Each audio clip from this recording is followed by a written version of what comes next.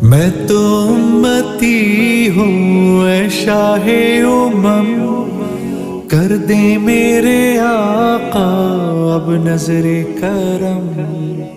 میں تو امتی ہوں.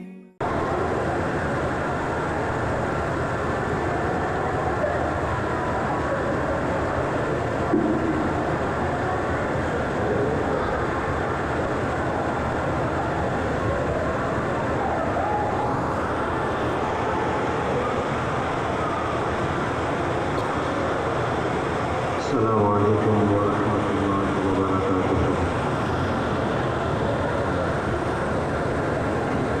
بسم اللہ الرحمن الرحیم.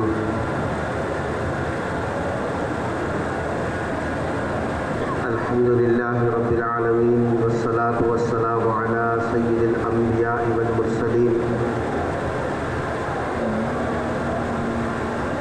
لا الہ الا اللہ الحلیم الکریم. سبحان اللہ رب العرش العظیم. الحمد للہ رب العالمین. قال اللہ تبارک و تعالی فی کلامہ المجید والفرقان الحمید. فاعوذ باللہ من الشیطان الرجیم. بسم اللہ الرحمن الرحیم. وضاقت عليهم الأرض بما رحبت. وقال تعالى وإن تتولوا يستبدل قوما غيركم ثم لا يكونوا أمثالكم. قال النبي صلى الله عليه وسلم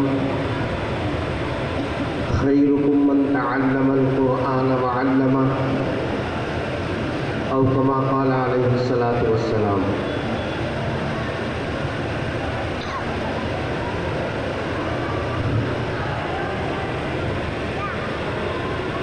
معزز حاضرین،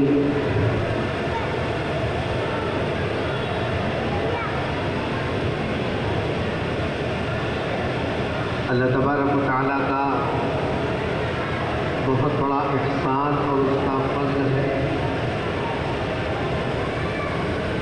کہ اللہ تبارک و تعالیٰ نے ایمان جیسی دولت سے ہم سب کو نوازا.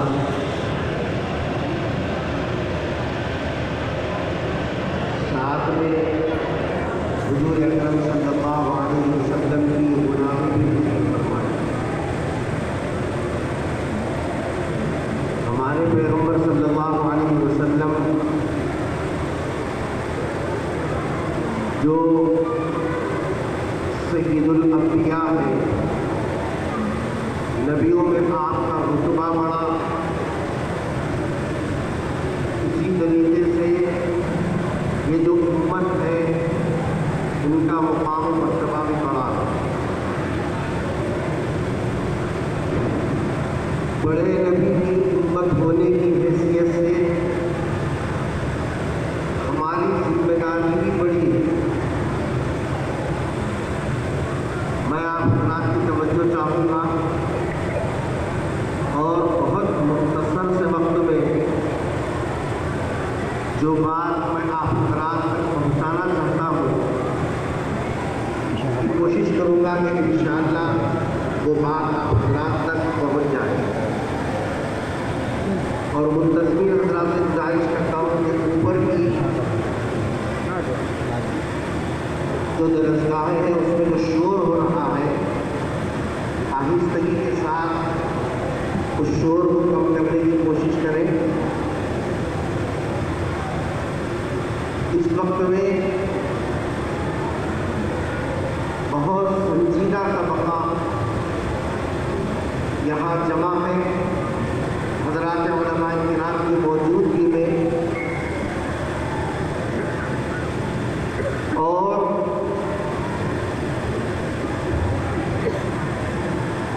ہر مسلمان اس بات کو اچھی طرح جانتا ہے کہ ساری دنیا کے ہدایت کے لیے اللہ تبارک و تعالیٰ نے ہمارے پیغمبر صلی اللہ علیہ وسلم کے واسطے سے جو کتاب اس امت کو عطا فرمائی وہ اس کتاب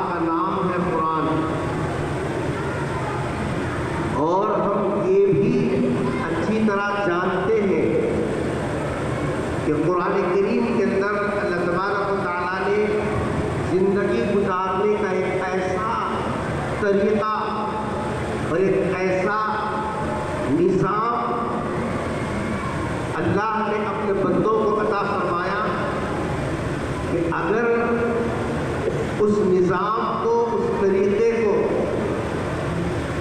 جو بھی اپنائے گا اس کے لیے یہاں بھی عزت ہے اور آخرت میں بھی عزت ہے۔ اور یہ کوئی ایسی بات نہیں ہے کہ جس کے اوپر آدمی سوچنے لگے۔ حضرات صحابہ کرام کی زندگیاں عملی طور پر ہمارے سامنے موجود ہیں کہ جنہوں نے قرآن کریم کو اپنایا اور قرآن کریم کے مطابق اپنی زندگی کو ڈھالا۔ نتیجہ یہ ہوا کہ وہ لوگ جن کو اونٹ چرانے کا صحیح طور پر سلیقہ نہیں تھا، لیکن اللہ تبارک و تعالیٰ کے کلام سے قریب ہونے اور اس کے پیش کردہ طریقے زندگی کو اور نظام زندگی کو اپنانے کی برکت سے اللہ نے ان کے گھروں کو، ان کی نسلوں کو، ان کی جو ہے دنیا کو ہر اعتبار سے چمکایا، اور پیغمبر صلی اللہ علیہ وسلم کی زبان سے یہ اعلان کروایا کہ اصحابی کالنجوم بأیہم اقتدیتم اہتدیتم، یہ صحابہ میرے چمکتے ستارے ہیں، ان میں سے تم جن کی بھی اقتدا کرو اور جن کے بھی نقش قدم پر چلو گے تم ہدایت پا جاؤ گے۔ میں سیدھے اپنے مضمون پر آ رہا ہوں۔ میرے بزرگوں اور دوستوں، میرا اس وقت میں نوجوانوں سے بات کرنے کا ارادہ ہے، لیکن چونکہ سرپرست حضرات جن کی عمریں 50 سے زائد 45 سے اوپر کی عمریں ہیں، وہ افراد یہاں زیادہ نظر آ رہے ہیں، اس لیے میں ان کی خدمت میں کچھ معلومات رکھنا چاہتا ہوں۔ کون نہیں جانتا کہ قرآن اللہ کا کلام ہے؟ کون مسلمان نہیں جانتا کہ قرآن پر عمل کرنے سے دنیا میں عزت اور آخرت میں نجات ملتی ہے؟ کون نہیں جانتا کہ یہ اللہ کا وہ آخری کلام ہے جس کلام کے نازل ہونے کے بعد اب دنیا میں کوئی کتاب، چاہے وہ آسمانی ہو یا غیر آسمانی ہو، اس کا کوئی اعتبار نہیں، اب قیامت کی صبح تک چلے گی یا جس پر چلنا پڑے گا وہ صرف اور صرف قرآن ایک کتاب ہے۔ تھوڑی دیر کے لیے میں اور آپ دونوں اپنا جو خول ہے، میں پٹیل ہوں، میں امین ہوں، میں لیڈر ہوں، میں چیئرمین ہوں، میں فلاں ہوں، میں سید ہوں، میں شیخ ہوں، میں پٹھان ہوں، کہ جس خول کے اندر ہم زندگی گزار رہے وہ خول سے باہر نکلے اور تھوڑی دیر کے واسطے اس خول سے باہر نکل کر سوچے،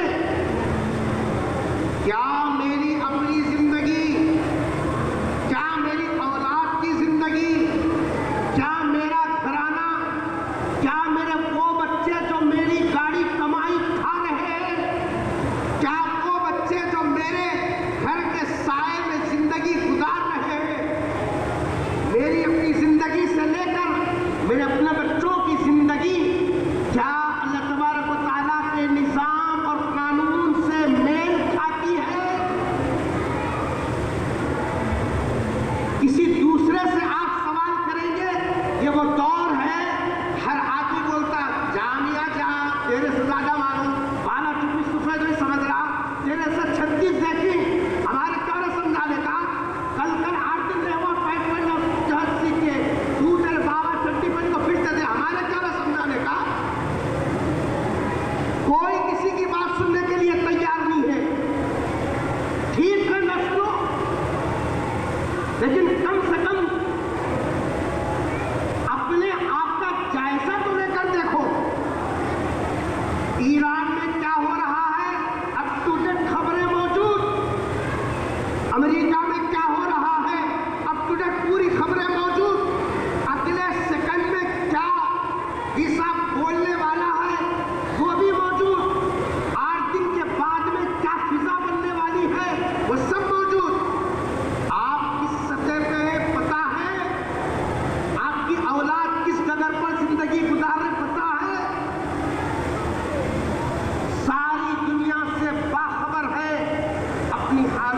بے خبر ہے۔ میں کیا کہوں ان اکابرین کے سامنے، جو بڑے بڑے اکابرین ہیں جن کی موجودگی میں میں یہ الفاظ بولنا نہیں چاہ رہا ہوں، لیکن کیا کروں، یہ الفاظ اور یہ جملے اور یہ تفصیل سنائے بغیر میں آگے بھی نہیں بڑھ سکتا۔ مجھے معاف کیجیے، گاڑی کے بارے میں، کہ نمازوں کے بارے میں، روزے حج کے بارے میں، عمرے کے اسفار کے بارے میں، صدقہ خیرات کے بارے میں، الحمدللہ ثم الحمدللہ، اتنی معلومات، اتنا علم ممبر و محراب کے ذریعے سے، دروس کے ذریعے سے، مجالس کے ذریعے سے الحمدللہ پہنچ گیا، اور مسلمانوں میں یہ ذوق مزید پختہ ہوتا چلا جا رہا ہے۔ بہت اچھی بات ہے، لیکن اس سے ہم فائدہ کیا اٹھا رہے ہیں؟ ایک چھوٹی سی مثال میں آپ کو دوں، اگر ہمارے خاندان کا کوئی بچہ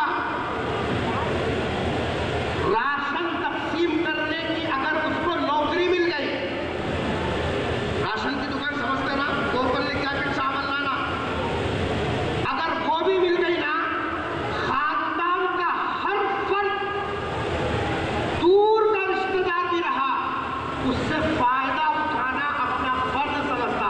اگلے تیرے کیا معلوم ہمارا حال ہے، بیٹے شاہ کے کھڑے کے ذرا دیکھو،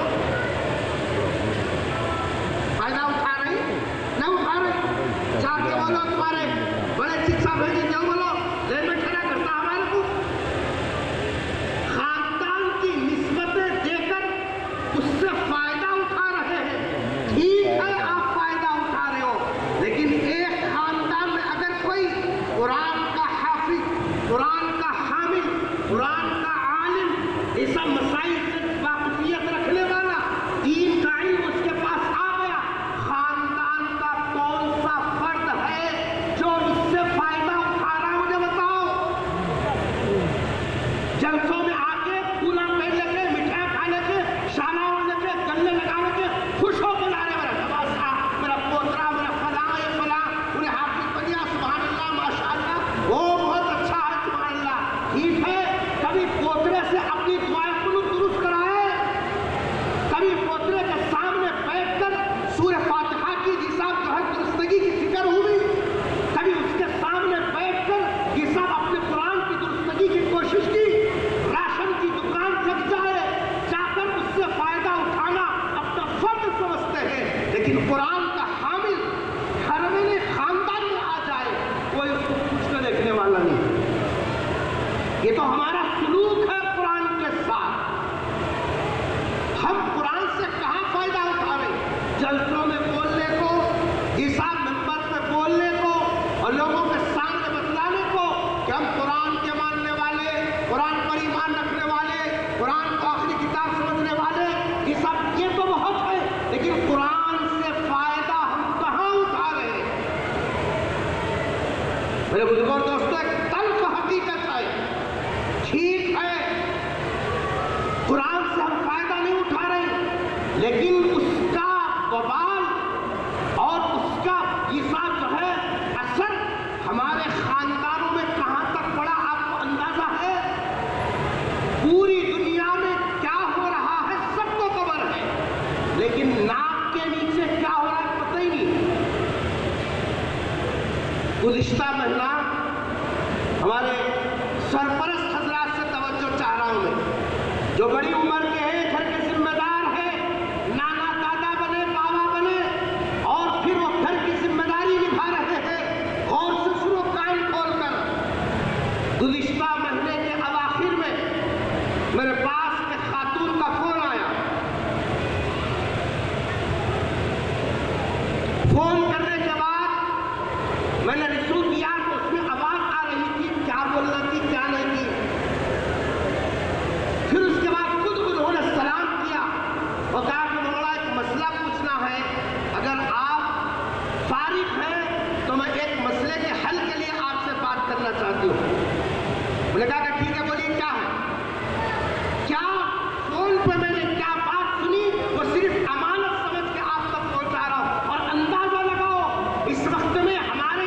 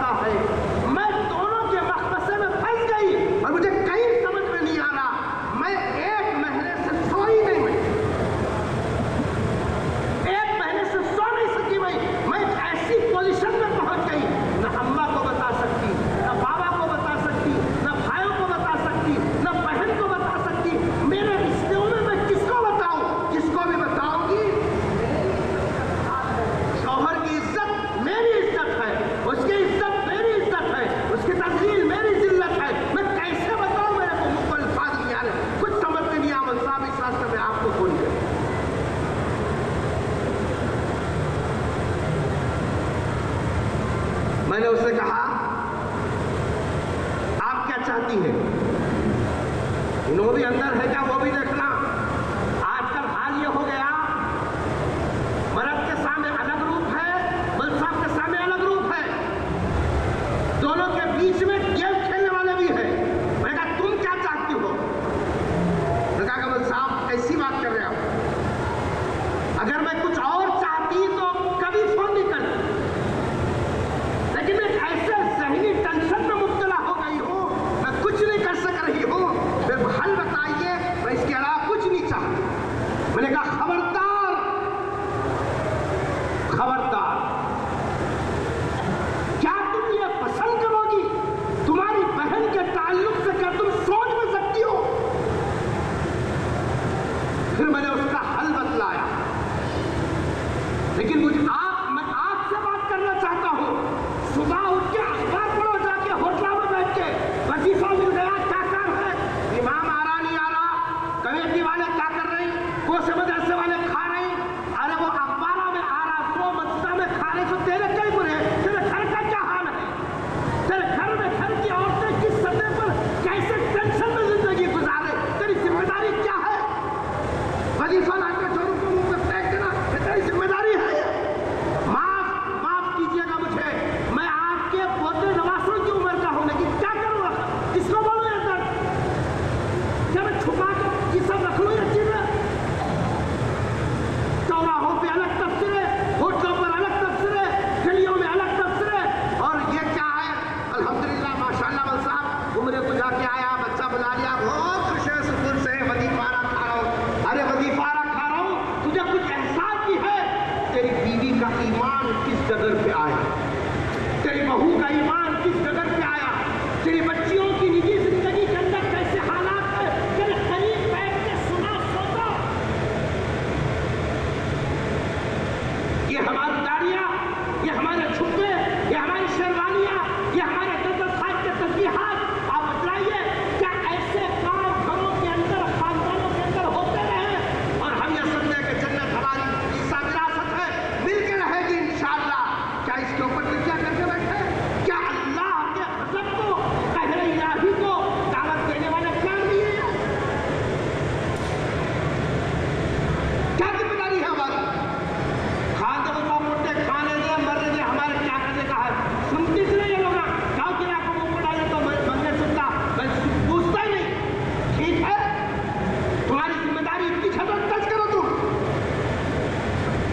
اللہ کے بندو, میں دو ہاتھ جوڑ کر آپ کے خدمت کا نعرہ رکھ رہا ہوں. یہ دور اس وقت میں فتنے ہر اعتبار سے ہماری کھڑکیوں کے اندر سے راستہ بنا کر ہمارے دفاع جو ہے وہ مخصوص خندق کا ہے, جس کے اندر کوئی دوسرا قدم نہیں رکھ سکتا, وہاں تک یہ فتنے دستک دے رہے ہیں. ایسی جگہوں میں ہماری فراست ایمانی کہاں گئی؟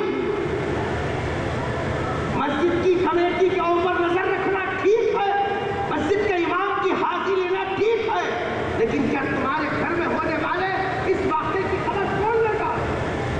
اس کا ذمہ دار کون ہے؟ خبر میں تم سے یہ پوچھا جائے گا کمیٹی کا ممبر بنا تھا نہیں بنا تھا, یا یہ پوچھا جائے گا کہ تیری بیٹی ایسی ٹینشن میں تھی, اس کا مداوع تو نے کیا کیا؟ اور اس واقعے سے جہاں ایک پہلو عبرت کا نکلا, وہیں ایک پہلو ہمارے لیے قابل تکلیف بھی نکلا. وہ یہ ہے کہ ہم اپنی بچیوں کو الحمدللہ یہ عربی مدارس, یہ مکاتب کا نظام, یہ قرآن کے دروس کا سلسلہ, الحمدللہ ثم الحمدللہ عورتوں میں اتنا شعور تو آیا. شوہر بھی جس سے میرا سہاگ جیسا وابستہ ہے, شوہر بھی اگر گناہ کے کام کی طرف پہل کرے گا, عورت اس کے لیے تیار نہیں ہے. وہ یہ چاہتی ہے کہ میں بھلے عورت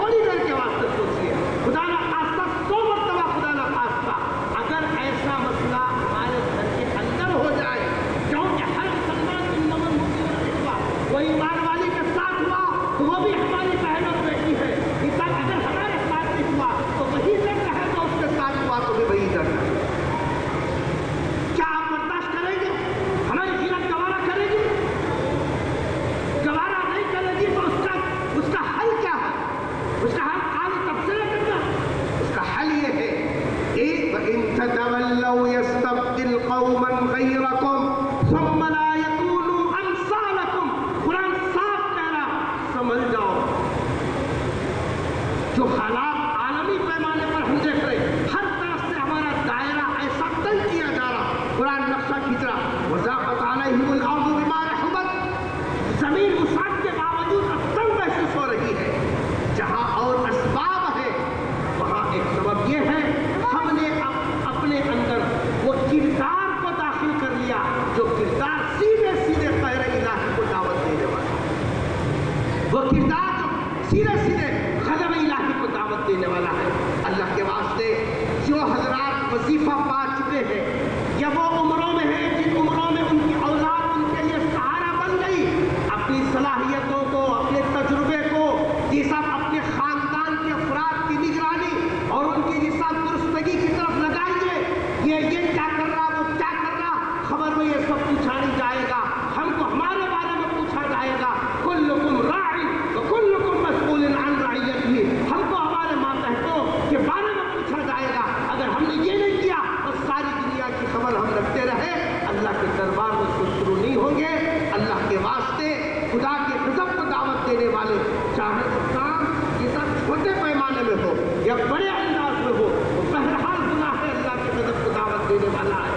سب توبہ کرے، اللہ کی جناب میں اپنے گھروں کی جس آپ حفاظت کرے اور اپنے گھروں کی جس آپ جو ہے گھروں کا جائزہ لے اور ایسی ترتیب بنائے جو ترتیب قرآن چاہتا ہے، جو ترتیب محمد صلی اللہ علیہ وسلم نے پیش کی اور صحابہ کی زندگیاں بتا رہی ہے. تو مبارکباد دیتا ہوں اس موقع پر جو ہے حافظ غوث صاحب دعوت کرتا ہوں اور ان کے رفقا کو کہ اللہ تبارک و تعالیٰ قرآن کی نسبت سے بہت بڑا کام یہاں دے رہا ہے. جس آپ سینکڑوں بچے اور بچیاں جس آپ معیاری انداز میں یہاں سے تعلیم حاصل کر رہے، اب آپ کی ذمہ داری ہے.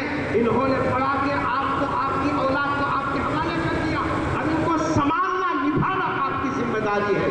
اگر آپ نے قرآن کی جس آپ قدر کی اور جو یہ نعمت ان مدرسوں نے آپ کے بچوں کے اور آپ کی نسلوں میں منتقل کیا، اگر آپ نے اس کا صحیح حصہ جو ہے استعمال کیا، آپ کے گھر کے اندر بھی رونق پڑے گی. اللہ تعالیٰ سے دعا ہے اللہ تبارک و تعالیٰ ہم سب کو ایک حساس دل کے ساتھ زندگی گزارنے کی توفیق نصیب فرمائے اور